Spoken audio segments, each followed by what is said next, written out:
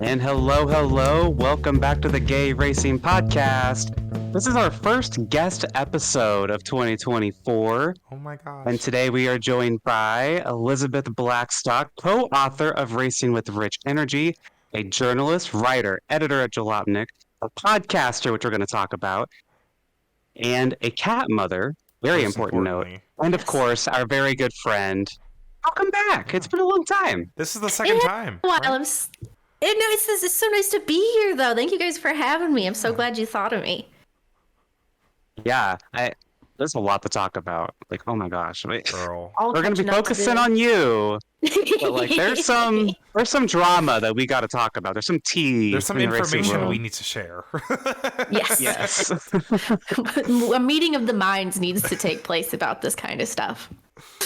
Yes, and if I remember right, the last time we had you on was episode 77-ish. It was around there. And this is episode 153 or 154. I don't know which order this is going to go out in.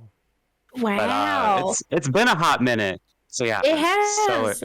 Every 75 episodes, I'll just come back on. But you're one of my favorite people. So I'm just like, we got to have Elizabeth back on. Like, we just have to. I'm so glad to be here. Yeah. So something that you've started since we've last had you started a new podcast. Mm-hmm. Deadly Passions, Terrible Joys, and y'all, there's some drama that goes on that she shares with you over on the podcast. It's about motorsport history. Tell us a bit about it. So I am a massive motorsport history nerd, and I have all of this like knowledge stored in my brain that I've never really used for anything. And I was like, how can I make this? How can I put this into a form that people want to care about? So I was like, well, let's try this podcasting thing on for size and see how she goes. It's the only way that I can get someone to care about 10,000 words of my writing. No one's gonna read all that, but they will listen to me speak it. But I was, I wanted to make sure that I had a good angle, because just history generally is not going to sell anyone. So I was like, what can we do? Let's do the scandals and the tragedies and the incredibly life-changing moments that have happened in motorsport. So I kicked off my first season with the 1958 kidnapping of Juan Manuel Fangio, which I think people know about it kind of, but not in depth. And so I wanted to ease the group in before I got into my very obscure 1938 African fixing scandal race, which I really wanted to write about first. So it just kind of diving in of here's the cultural context, here's the history of how, why this happened and why it mattered, and here's the fallout and how we still are impacted by this. For sure. It's a good listen. I was listening earlier today while at my job, and I was gasping, no way. Because I did not know about this whole kidnapping thing with Fangio. Mm-hmm. I did not know about it. So I was like, this is crazy. Mm-hmm. What an opener. Kidnapped at gunpoint by revolutionaries who were trying to overthrow the government, and they weren't mean to him, which was great. They just wanted to prove a point that the government sucked, and it worked. It worked, and they overthrew the government. Wow, yeah. I was pretty gagged. So if you want to go get shocked and have a few gasps come out of you, go check out Deadly Passions, Terrible Joys. I highly recommend. And Thank you. Another thing, who are we Elizabeth, kidnapping? What NASCAR driver are we kidnapping in November? I'm just kidding. Just joke. It's a joke. It's a joke. We're kidding. I was just kidding. You guys know that, right? Blaney home with me. Sorry. Real.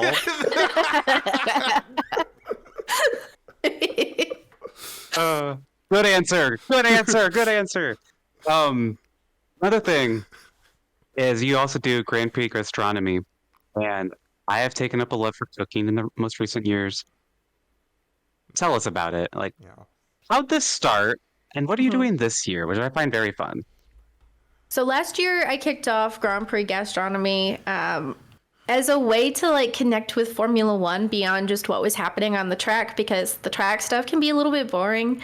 But also, we go to all of these incredible, cool places in the world, and we don't see much of them aside from the racetrack, which like looks the same no matter where you go. So I was like, well, what can I want to cook a dish from each country.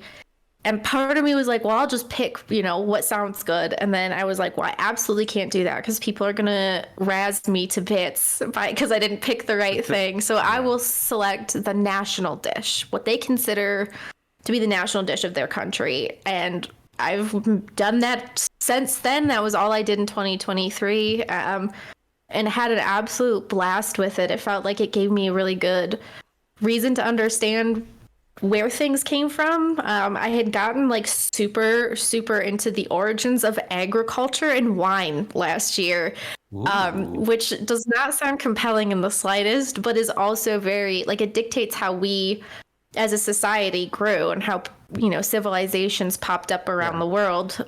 The foods you had access to or the things you could grow are what dictated what you could build. And so I was like nerding out over all of that.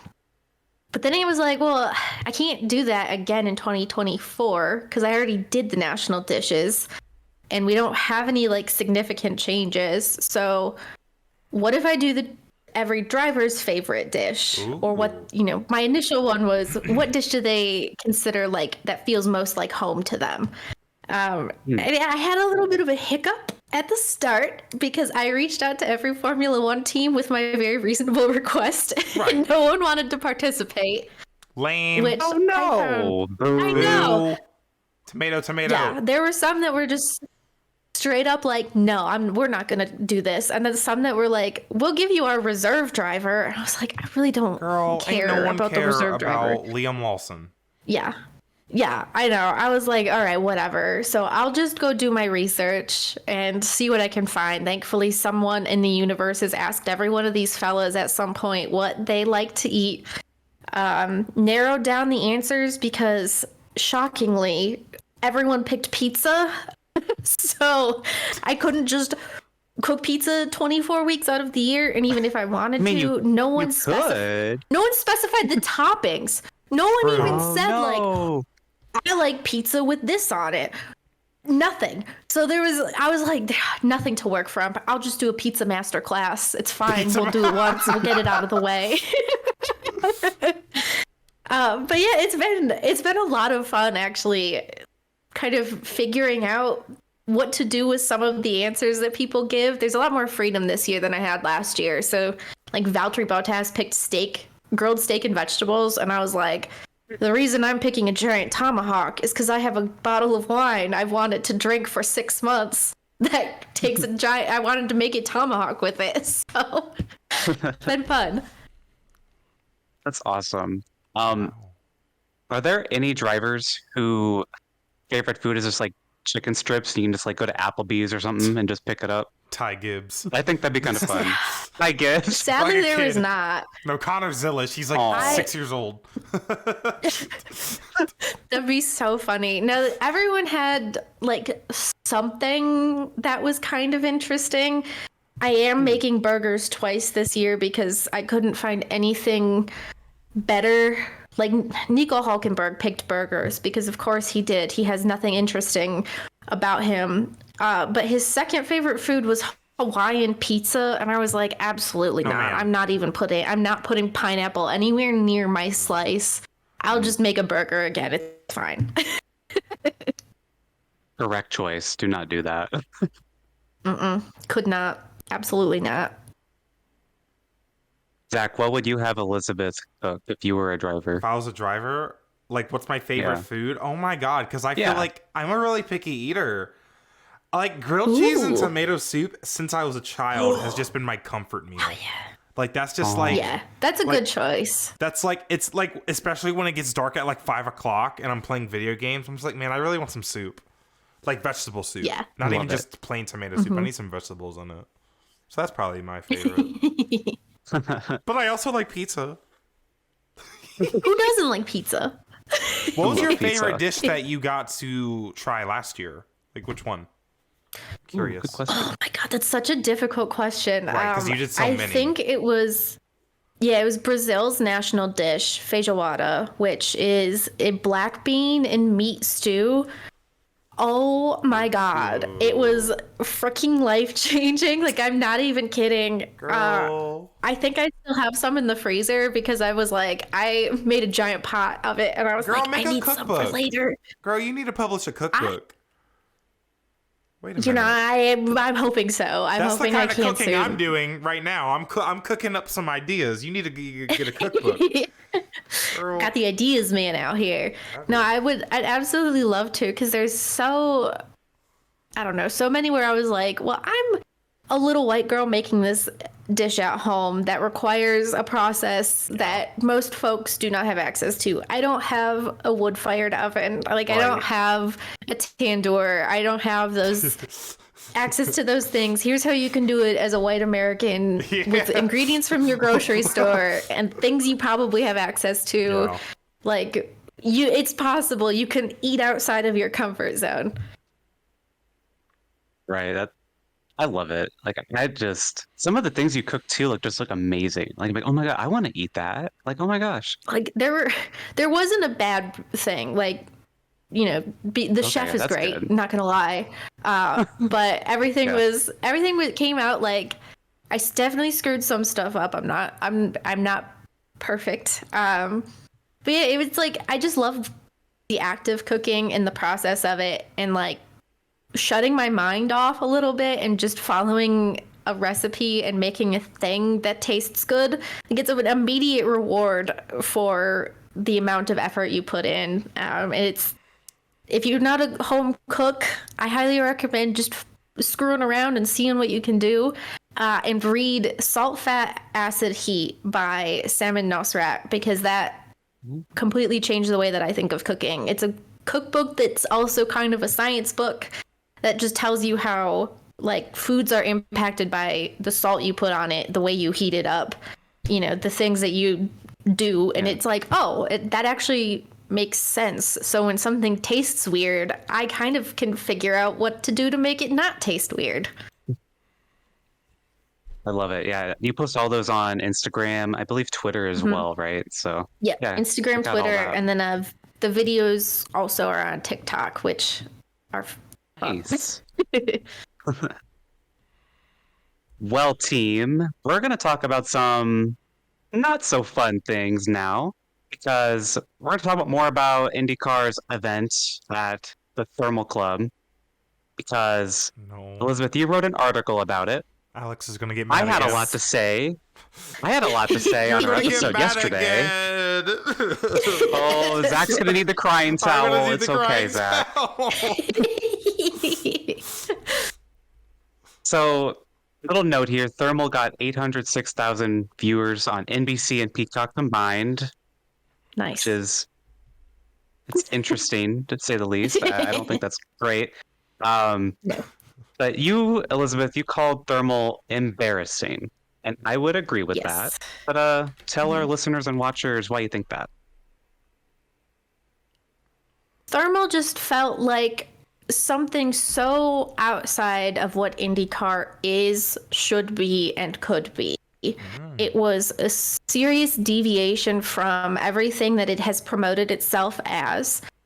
We've been in this like period of motorsport growth since Drive to Survive came out, and the pandemic forced everyone to watch whatever Netflix had to offer, including our race car boys. So, like, IndyCar has always been like, we're the affordable option, we're the good racing option, like, we're the accessible one, especially for this growing American fan base. You can actually attend one of our races anywhere around the country. We've got some a little bit of everywhere.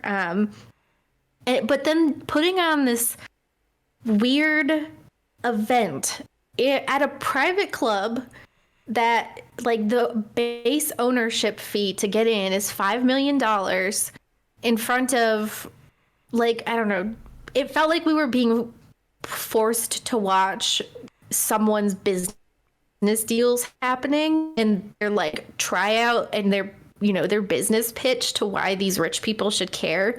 And that's not what we were sold on this as, which makes that all the worse. Like, I already don't want to watch this spectacle. I don't want to be told 1,000 times about how rich I am not. Like, I'm aware I don't have a private chef. I got it. I don't have a race car in my backyard. Right. I know that. But like, we were told this is going to be $1 million event. There will be $1 million prize. It's like an all-star race, and it's going to be so exciting, and there's going to be this crazy format. And then we get this like half-baked race format idea that like is inexplicable for so many reasons. Why in God's name did we have a 10-minute break in the middle of a 20-lap race if there was nothing that we were going to fill that 10 minutes with? Like, not even getting the drivers into the booth to talk about the event that has what they're seeing. And it was like the racing was just not good because that's not the kind of track Thermal was meant to be. It's a driving track for driving instruction. Like, if I'm going to spend $2,000 to go to Thermal, I'm going to like get a comprehensive BMW driving school experience and learn how to wheel and deal myself. Not like I can watch my IndyCar boys do stuff wherever. Like, it was just a culmination, I think, of a lot of bad ideas that have been coming out of IndyCar's management recently. In a lot of different aspects, a lot of different ways. It just felt so out of touch.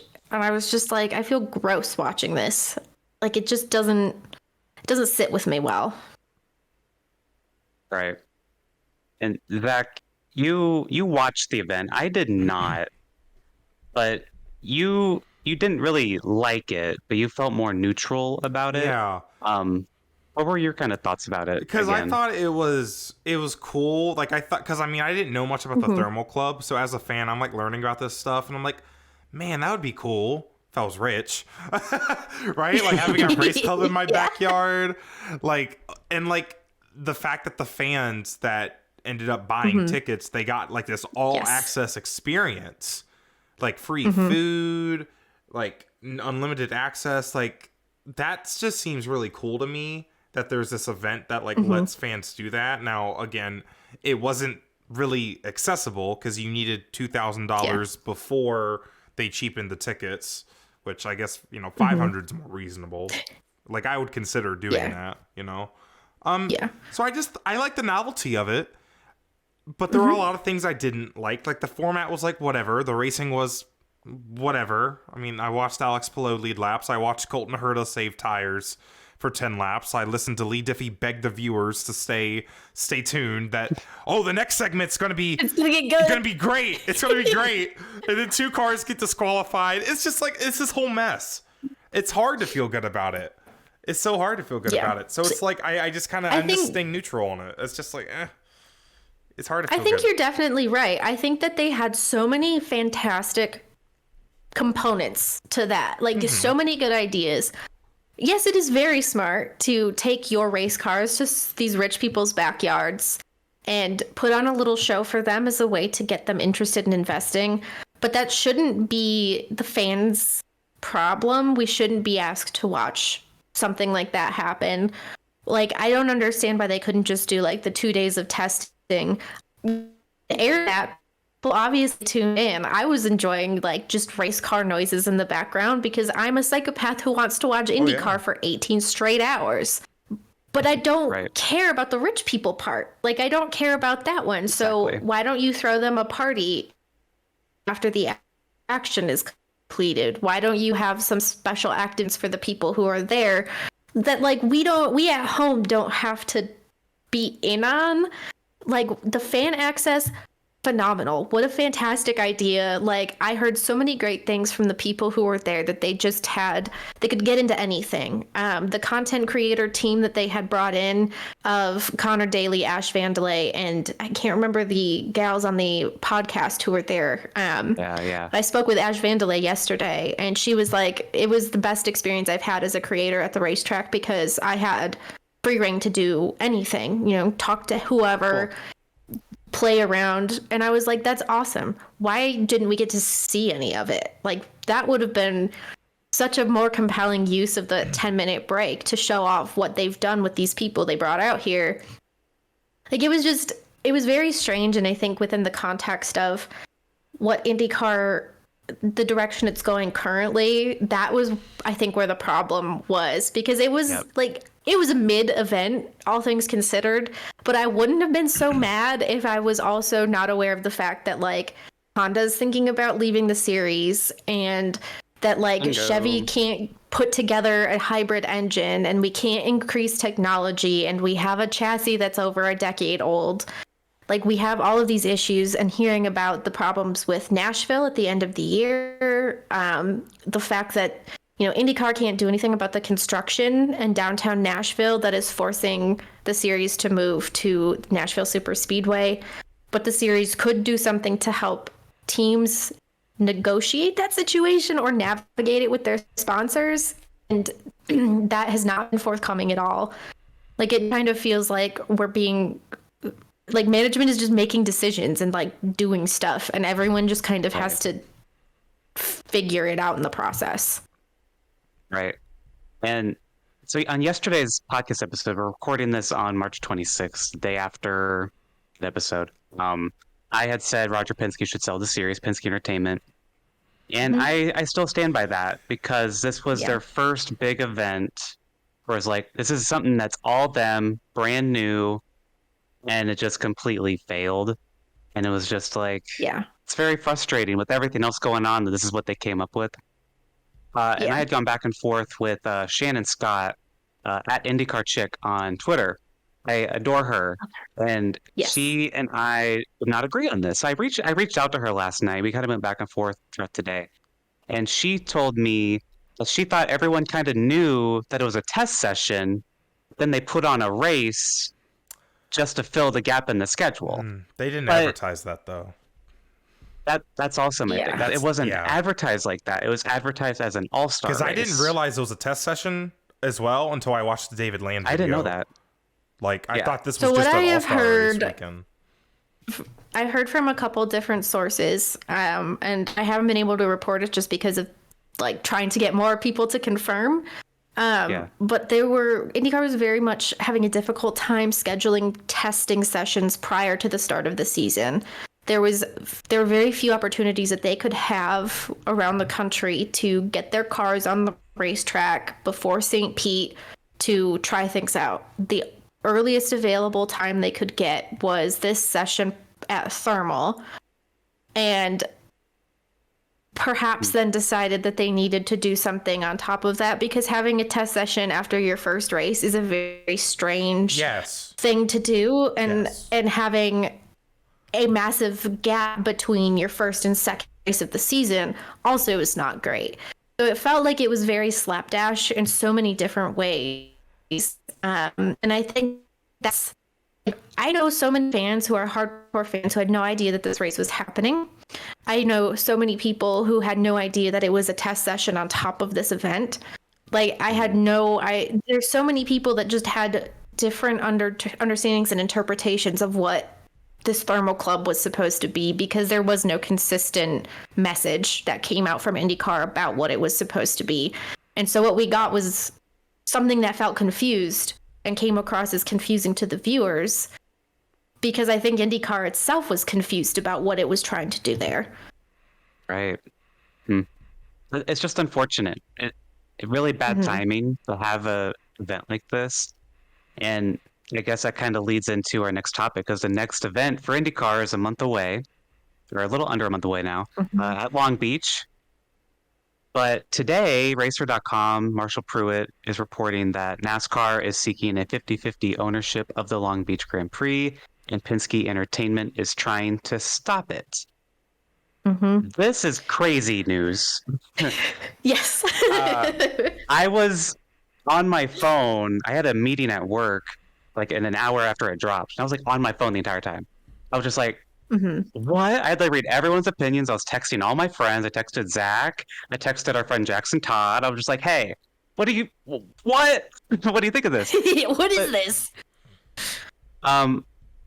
Elizabeth, what do you think after all we just said about Thermal? This coming out is not another bad thing for IndyCar. Yes. So I had heard some rumors on the rumor mill about this for a couple weeks now, and I still haven't quite wrapped my head around this. it's obvious that NASCAR is currently, like, I think NASCAR is doing its best out of every series I'm a big fan of right now, aside from maybe like in IMSA's killing it too, but IMSA's also a NASCAR series, so but NASCAR is on this, like, it's plowing this path of like, let's expand, let's broaden our horizons, let's get international drivers in, let's encourage talent to make a career here as opposed to somewhere else. Let's see what we can do on a street course. Like, let's throw in more road circuits, see what we can, it's working. It's doing fantastic. It wasn't surprising to hear that NASCAR would look at that option of purchasing part of, the 50-50 of St. Pete, which the half of it is up now because Kevin Kalkoven passed away. And Kalkoven and George Forsyth, I believe, were the two who founded the event and had the split stake in it. Like, of course, NASCAR would be interested. It's a huge get. It's one of the premier events in all of America. And it's also one of those races that has the ability, I think, to convert. Like, I don't think you could ever take the Indy 500 and make that a NASCAR race. That's just like a sin that cannot be committed. It just 100 plus years of tradition dictate we can't do that. Long Beach, it's always kind of been an open wheel thing, but that's what I think. It's still got that, I think. Like, we've seen other cars on that track. IMSA goes on that track. We've seen GT cars. Formula Drift has done it. Formula E has done it. Like, it's not a totally out there thing to consider in the way that, like, I think the Indy 500 would be. My question is, like, is there space for... Because I immediately think, like, if it's 50-50, does that mean, like, NASCAR and IndyCar can be there on the same weekend and, like, have another kind of collab weekend? Because I really thought that was a huge success when they did it at the Brickyard.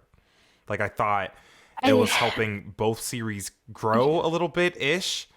But, like, I don't know. But this is just... Because, like, this whole thing kind of confuses me, and I feel like I'm missing a piece of the puzzle. Yeah. Question, Zach. I think the Penske petition against this NASCAR push, I wasn't aware of that part, that Penske Entertainment doesn't want NASCAR to buy that 50% share. That seems to indicate to me that there's some tension between those two parties that we're not aware of currently. Wow. I wouldn't be surprised if there is a lot more going on underneath this, like, behind the scenes than we're aware of that would create that kind of tension. I think Penske is probably very aware that this is a marquee event for the series, that it can't, like, it can't really afford to lose it. I also don't think, if it remains in Penske hands, that Penske wants NASCAR to join them for that weekend. I think IMSA's about the extent you can get there. It's one of those events where you just don't want to share. Like, you just... Yeah. The Brickyard week, you could There's only going to be one show on Sunday. Like, exactly. Like, you can't put both races on. One's going to be the lead up to the other one. And one series is going to be relegated to a lesser position than the other. Yeah. I don't think you can make the case that NASCAR could be that one. And I don't think NASCAR would allow it to happen. That's what people were complaining about at the Brickyard, like the weird August race that they did. Because IndyCar, they couldn't even go to their normal garages at Indy. Because NASCAR was the big show. And that's the thing, too. IndyCar would not want to be relegated to be in the support series at their second biggest race of the year. Right. That's crazy. Exactly. It would just not be a good look at all. I agree with that, too. I mean, at the same time, though, NASCAR Long Beach would be really cool. And it's also, like, does this have something to do with, like, that, like, drama with ISC, them not putting Richmond on the schedule, Homestead having trouble getting put on the IndyCar schedule? Like, there probably are tensions.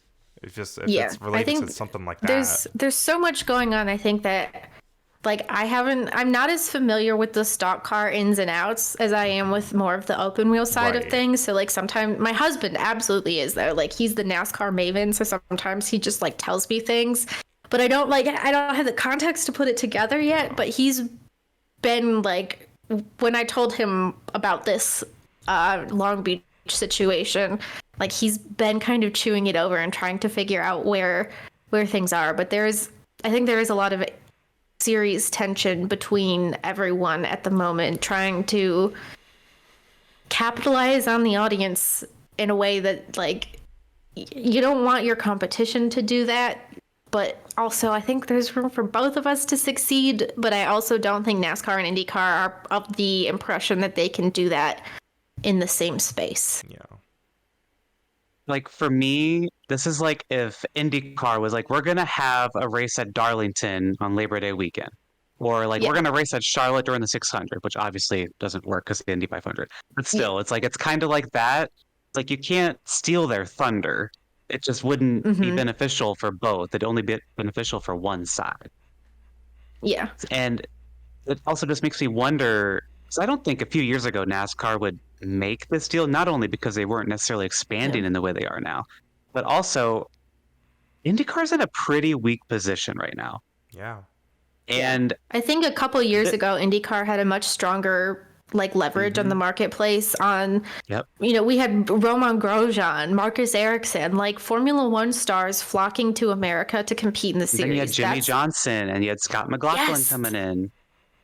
Yep. That's better press than you can get from like anything your series can attempt to do. Like that just kind of fell into their lap, and you just wouldn't have expected that at that moment in time. Like NASCAR still was quite isolationist, still very in its own little bubble. But now we've kind of gone opposite, like we've flipped. So NASCAR is now the expansive series, and IndyCar is turning inward.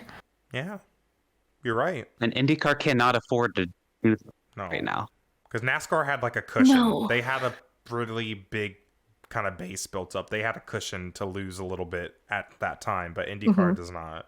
Because they are... IndyCar has been weak for years. I mean, IndyCar, anytime it finds any element of success, it finds a way to shoot itself in its own foot. And it's a tragedy that we're seeing that happen now, where I'm looking at these things and hearing rumors and finding out crazy stuff and wondering, like, are we going to see another split take place? Because there's such an element of frustration between the teams on the ground and their employees and the management who is telling them what they need to be doing. And that's not a good situation for anyone involved. Sure. And I actually want to ask you one more thing on this topic. Could this be, because IndyCar is in a weak position right now, could this be NASCAR just putting a bunch of pressure on Penske Entertainment to be like, hey, do this, we'll take Long Beach, or you can just sell us your series? Ooh. Could that be kind of what NASCAR's possibly trying to do? Like, there's a lot of chatter. Like NASCAR should just buy IndyCar. Yeah. What do you think about that? Like, do you think this is just NASCAR showing their leverage right now, being like, "Hey, we can do it. We can outbid you too." I would not be shocked if NASCAR was attempting to buy IndyCar, but I also don't quite know what NASCAR would get from it. And I think that's the holdup of why this seems so perplexing. It's like NASCAR probably can see a power vacuum and wedge its way in there. But what do you get out of IndyCar that NASCAR is not already providing, especially if NASCAR is on its way to expanding to more street and road courses? You already have international talent. You've got people like Jenson Button, Kamui Kobayashi, and Shane Van Gisbergen, who are all obviously interested. That's not changing anytime soon. Like, do you really need to have an open wheel series? Does that benefit your program in any capacity that you aren't achieving currently? Like, there's no different manufacturer there that is not already currently in IMSA or NASCAR. There's almost all of the teams in IndyCar have something already in IMSA or NASCAR or elsewhere abroad. I mean, like, I just can't see that acquisition making a ton of sense other than just for clout of saying you own it. Yeah. Or like having a monopoly. That's what I was going to say. They'd have monopoly over North American motorsport. And I feel like if that were to happen, it'd probably go to courts, right? Because then NASCAR would own basically the big three in America. Yeah, I think there's just such a lot of legal trouble. I've been digging into this as well because I've heard people talking about Formula One possibly pursuing a purchase of IndyCar. But I've heard that there are clauses in some contracts that prevent that just because of a conflict of interest. So I'm not sure if that's coming from IndyCar's side or from like Liberty Media's side or from NASCAR's side. So that's something I'm still kind of trying to dig out of the woodwork. But it sounds like there are like legal things that are keeping those purchases from happening. Interesting. I don't know where this is gonna go. Like this story, it's going fast. I feel like this coming out right after Thermal is probably intentional. Whatever way you want to frame it as, but it's very interesting, and I just hope it works out for IndyCar. It's my baby. I love her. I'm sad that I'm mad at her right now. Like, did you also see there is a job listing currently up for an IndyCar communications person? Oh, we saw that last night. We were laughing so hard. Oh.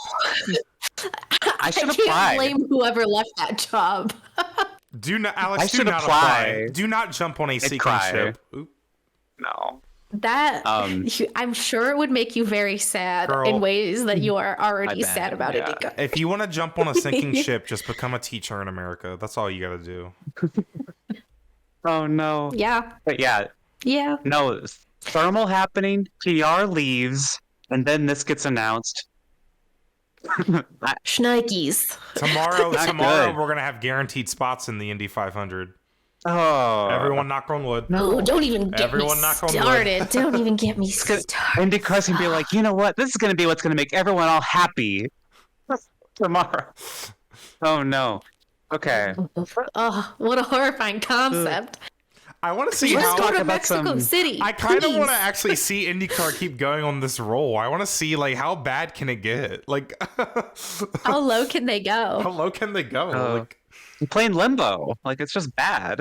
All right. So let's talk about some fun things because Elizabeth, last year you interviewed Zack and I for Jalopnik. We talked Yes, about I the did. podcast with you, Zack and I's friendship. That was so much fun. And we really appreciated that you reached out to us and wanted to do that. But I bring it up because I wanted to ask you, like, what was the reaction you would say from like Jalopnik readers in general? It was actually, I think anytime in the automotive or motorsport space, when you bring up identity and the ways that you interpret the world, there is going to be pushback. So there were some folks who were like, well, why does it matter? It matters. Like, I don't know why we need to tell you. Like, my experience as a woman is obviously going to be different than that of a man. A person who's like not cis is going to have a way different experience than a cisgender person. I think the biggest thing was that there was actually a lot of like positive feedback, even on the staff itself, where one of the editors who was looking over it was like, oh, this is incredible. Like, I had no idea that there was actually a niche out here for people who like are gay and watch racing. Like, it's so nice to have that kind of response. And there was a lot of like the comments and stuff that came back of like, I had no clue that this kind of like this community existed, we or get that those all the time. it could be a community. It wasn't just like a couple people doing their own thing on their own on the internet. Like, this is a coming together of being in minds, people experiencing these things in this other way. So like, it was really nice. Like, I was so pleased with that. Oh yay! People are always going to be grumpy about it, but the people who take heart in it, I think, is like, that's all I really care about. Because there's always going to be naysayers, but the people that needed to get reached and hear that got a chance to hear it and experience something. And I think like that's the most important part. And I was so very proud to be the website that like got to talk to you guys about it, because I think it's so much fun. What you guys are doing is just incredible. Thank you. Thank you. Yeah, that makes me really happy to hear that. Oh my gosh. It definitely correlates Love with that. what Yeah, Alex it was- and I kind of get in our comment sections. Like, there are some, Yeah.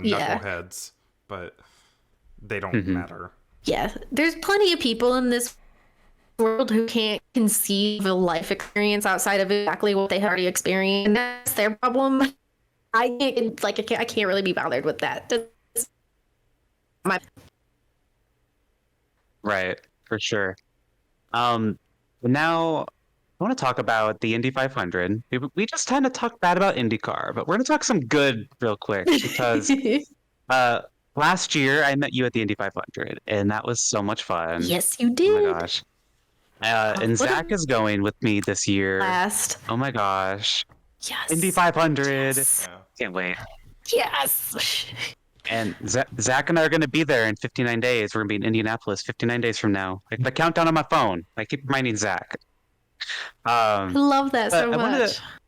Wanted to ask you, are you going to be there? Like, what's the plan? Are we all going to have a little big three meetup? Like, what's happening? I would love to have a big 3 meetup. I'm not 100% on whether or not I am going yet.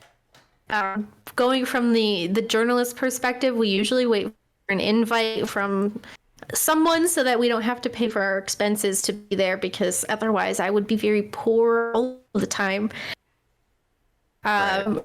But I'm also, it's one of those races that it hurts me physically to watch from home, because I've always had such a blast there. I've been going almost a year since 2016. Went there for I did the whole month of May for my 21st birthday party. Like, it is my favorite place in the universe to be. So I'm like 87% sure I'll be there. I just don't have 100% confirmed plans. Right. Now, I want to ask you as well, do you have any tips for Zack? What should he do on race day besides cry? Because I think he might cry. Oh, I cry every year. So I cried. Club. Yeah. Honestly, if you want the full experience, get there for gates open when they like shoot the cannon off and announce that gates are open, and then go to the Pagoda Plaza and just watch the circuit come to life. The people will come in, like, it just kind of slowly ramps up. You'll be able to see like the Gordon Pipers, the Borg Warner will walk by. The one year we saw the Milk come in, which was in a briefcase that was handcuffed to the dude who was carrying it in. Apparently, yeah, they took like super care to make sure no one could steal that milk. Oh my god. Like, I think it's just get there as early as possible. There's a chance for fans to go out on the track early in the morning. You can go on the front stretch, get photos and like vibe on IMS a couple hours before cars go real fast. Like, just get there early, and then you will be led in the proper directions of where you should explore, what you should see. Like, there's no bad way to do the 500 unless you just, I don't know, go and have a terrible time because you're scared. So I know you're not, so you'll have fun. It sounds like such a magical place. Like, it is. Oh my god. It really is. Like, I'm not from Indiana. Like, I did not grow up going to the Indy 500, and at the same time, going to that race always kind of feels like going home, just because so many people are there who are wonderful. Like, so many fans take care of each other. People look out for each other. If you're having an issue or whatever, someone's going to step up and be like, here, let me like, it's such a nice place to be. And my advice for after the race is go to Big Woods on Main Street and Speedway and just wait for the crowd to die down and get a new problem. All right. Yeah. Zack, we're gonna have so much fun. Like, oh my god. I got there when the cannons went off last year, and I was like, oh my god, I'm here. Wait, I'm here. It like hits you. It really does. What time? It's so worth it. I don't do it every year. Is it 6 a.m.? I think it's 6. So. I'm pretty sure I got there at like 5 when the parking lot's open. Oh my god. Last year. Mm-hmm. Wow. Yeah. It'll make for a long day, but it's also a lot of fun, especially if you can. There's usually a group of us who like Monaco on our phones, and we watch the Monaco Grand Prix from the Pagoda Plaza. So like, it's a really cool fun experience. Um, you're not gonna miss anything if you do it that way. Like your soul will be fulfilled. For sure. I can't wait for Zach to experience it. It's a magical, magical experience. Like I'm gonna be like watching Zach for most of that day. So I'm like, I've experienced it now, and I want my best friend to experience it. Like it's once in a lifetime kind of feeling, you know, like it's so special. And Zach, Kyle Larson's in the race. That's your man. That's gonna be Joseph the weirdest Newgarden, your part. other man's the defending That's winner. gonna be the weirdest part Like, of it. The fact that like my favorite NASCAR driver is gonna be there. Like, what race am I at? You know, like, yeah. Wow. Wow. Yeah. Wow. Oh my gosh, it's coming up. That's gonna be soon. I'm counting down the days. It's as of recording, it's 2 months today, actually. So crazy. Oh my god. And my stuff ordered. all right, we got 2 more questions for you here. Pretty plain and simple question here. What's your favorite motorsport right now? See, this is a tough one because my answer for this is usually IndyCar, but IndyCar is hurting my soul right now, so I don't think I can pick it. I actually think I'm going to go with IMSA. IMSA has just been nailing it recently. I'm not a big endurance racing person, but this year I've just like gone full in. The storylines are awesome. The racing has been absolutely fantastic. The series is growing. I think the GTP cars are some of the coolest technology in motorsport at the moment. Like it's just, I don't know. It's so nice. I do have some bias. Like I went to the Rolex this year. I met my husband at the 6 hours of Watkins Glen a couple of years ago. So like it always has a special place in my heart. But like I think I don't know, they're on the right path right now. They're doing it, and I appreciate that. I have so much respect for that. I'm so grateful someone there is doing things well. Yeah. That's the vibe. That reminds me of what Avery Hage was saying on Twitter. Like IMSA's just got it right now, and sounds like I need to go to Watkins Glen and find a husband. Honestly, they're out there, you know. They're at Watkins Glen. They're in Watkins Glen. Yeah, they just grow husbands up there. Oh yeah. I'm gonna go and take one home. There we go. And Elizabeth, it's been such an honor having you back on. I love you so much. You're amazing. Thank you so much. So we're gonna wrap up here, but we do have a guest question. It is different. We're changing up our guest episodes, like I said at the start. Brand new. You are a very first person to ever answer this. So this is gonna be fun. So it is Mary Piss Wreck, and it is the most recent winners of the Big 3 racing series. So NASCAR, IndyCar, F1. Are you going to marry, kiss, or wreck William Byron, Joseph Newgarden, or Carlos Sainz? I'm going to marry Joseph Newgarden. Okay. I love that boy. He's a down home fella. I am going to wreck William Byron because I find him very boring. Well, I can't even blame you. Yeah, you're right. You're right. And I'll give a little kiss to Carlos Sainz because he's out here doing it. Like if I had lost my Ferrari right now to Lewis Hamilton, my answer to this question was so funny because I was going to marry William because he plays with Legos and I feel like I can just get along with him. I was going to kiss Joseph for obvious reasons. And then I said, well, then I guess I have to wreck Carlos, but Carlos has boo-boos. And I feel like that would be really mean. A gentle tap. Yeah, like I'm like, there's no way out of this for me. That's a tough one. That's a really good question. That is, right? Right? I love it. So next time we have a guest, we're going to ask them, but it's going to be different people probably. So it's going to be fun. This is going to be a lot of fun. I'm excited for this. Yeah. Hell yeah.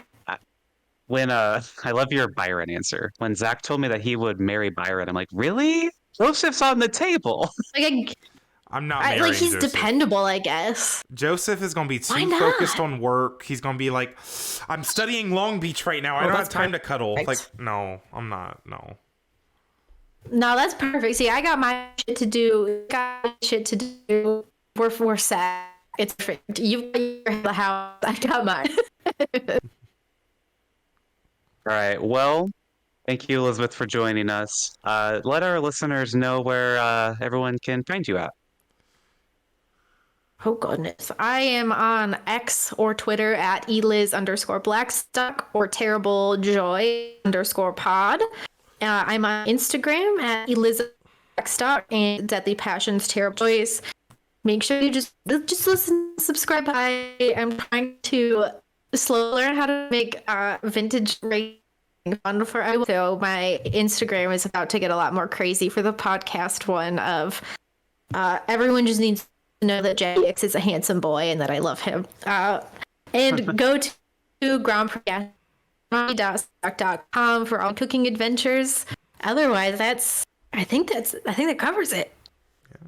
All right, and we'll have all those links like in the description of the podcast and the YouTube video as well. So if you're looking for those, we'll have them right there handy for you guys. And with that, Zach, do you have any last things to say before I wrap it up here? No, I'm just thinking about going to Watkins Glen still. That's all I'm thinking about. Find a man. All right. Well, guys, if you can leave a 5-star written review on Apple, and we'll read it right here. Also, leave a 5-star review on Spotify. That helps us a lot. Like and subscribe on YouTube, and support us on Patreon, where this video is going to be exclusive for a little bit. So you can check out on Patreon and support us there. And then you can follow us on socials at Gay Racing Pod, at New Gaiden, and Dreamy Zack Racing. Yep. And with that, I'll let Zach take us home. Yep. Thank you so much for joining us again, Elizabeth. Thank you guys so much for listening. We will see you guys next time. See you in 70 episodes, Elizabeth. That's our new pattern. Episode 220. See you then. All right, take care, everyone. Stay safe, and we'll see you guys next time. Let me do my little sign off. I've been doing this lately. Bye. Like I'm 50 years old or something. Bye. Bye.